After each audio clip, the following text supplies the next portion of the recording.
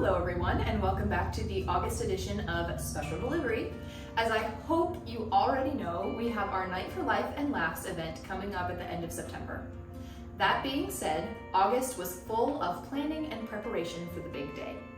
In the midst of the planning, there were several of you who reached out with some really good questions. And I was thinking, if some of you are asking, there are probably more of you that have the same questions but haven't felt comfortable asking them. So today, I'm going to answer some of the questions that I have received recently about Night for Life. First up, why are you having a comedian as the keynote speaker for a pro-life event? I want to let you know that we recognize the atrocity of abortion is not a laughing matter. We also recognize that the overturning of Roe versus Wade does not mean that the fight is over. In fact, this event was planned long before we knew the Dobbs decision was even a possibility. The reason we booked a comedian is because the last few years have been heavy. Heavy for all of us. We find in Scripture that one of the best ways to combat this weight is laughter.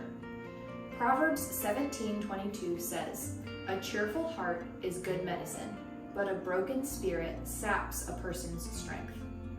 We looked around and saw so many broken spirits among our clients, our staff, our donors, and even our country. We started searching for a solution and looked at all of the blessings that God had given us throughout the COVID years. And we were able to say, along with the psalmist, we were filled with laughter and we sang for joy. The other nations said, "What amazing things the Lord has done for them." The Lord has done great things for us and we are glad. The Lord has done great things for us, and we want to share our gladness with you. One of the many blessings that God has given is the life we have. We want to provide an opportunity for the community to come together and celebrate life with good, clean humor centered around family. And speaking of family, that leads into my next question. Is this really something I can bring my kids to? The answer is yes. I know that in years past, the stories that we've told and the topics we've discussed made it so many of you found childcare for the evening. We want this night of celebration to be one for the whole family. This is such a great opportunity to safely introduce to your children the pro-life movement and the concept of generosity to support a ministry in the community that's making a difference. I cannot wait to see the auditorium full with families. It will be a beautiful picture of all that we stand for. The final question I get is, why have you moved away from the dinner? For those of you who don't know, there is no dinner served at this event, but we do have cookies for you at the end. We moved away from the dinner event for several reasons. First, we were running out of room at the TD Convention Center. We realized we had the same 1,500 people attending every year. We knew that there were more individuals in the community who wanted to come out and support Piedmont Women's Center, but there was no room for them.